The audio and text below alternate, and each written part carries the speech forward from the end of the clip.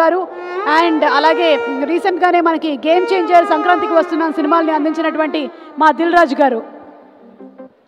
అంటే ఆల్రెడీ 10 అయిపోయింది కదా, అందుకని ఇద్దరిద్దరినగా ముగ్గురుగా పిలిచేసి ఈ మధ్య ఒక చరిత్ర సృష్టించిన దిల్ రాజు అంటే ఒక సినిమా ఎలా ఇచ్చి ఒక సినిమాని ఎక్కడికో తీసుకెళ్ళి మళ్ళీ ఇన్కమ్ ట్యాక్స్ని ఇన్వైట్ చేసి రకరకాలు చేశాడు ఒక వారంలో. మాట్లాడు.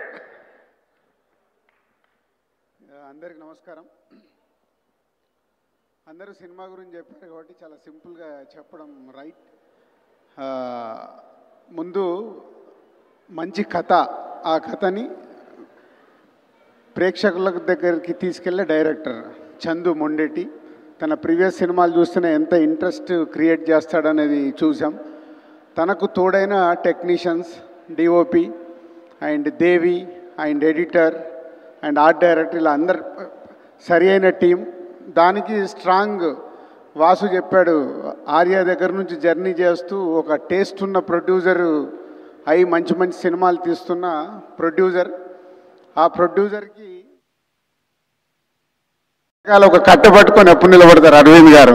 ఏమ్మా సినిమా కరెక్ట్ వస్తుందా ఏంటి చూస్తున్నారని రచ్చ చూస్తూ, ఎందుకంటే ఆర్య అప్పుడే నేను చూశాను, నాకు తెలుసు అప్పుడు నన్ను ఎలా గైడ్ చేశారని.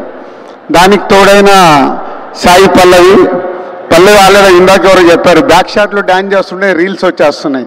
సో అంత పల్లవి మీద అంత positive energy.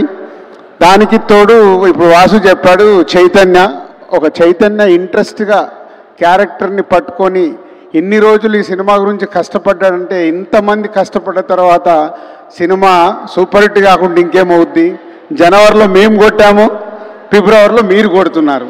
All the best whole team. Simple. Suma sir ఇక్కడే నీకు ఇచ్చిన శాలరీలో కొంత నాకు ఇచ్చేయాలి.